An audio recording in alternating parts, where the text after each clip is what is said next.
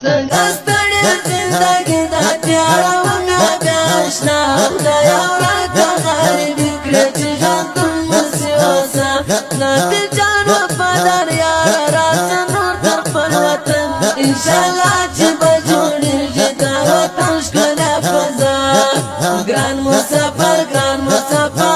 مې ډېر یادېږي ګران مسافر مې ډېر یادېږي څنګه ستړې زندګي د تیاره ومه بیا اشنا خدایه راته غریبي کړې چې ژوندون مسې اوسه نه د جان وفادار یاره راسه نور تر خپل وطن انشاءالله چې به جوړېږي دا وطن ښکلی فضا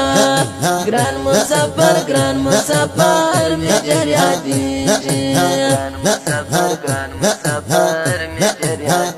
سترګې سرې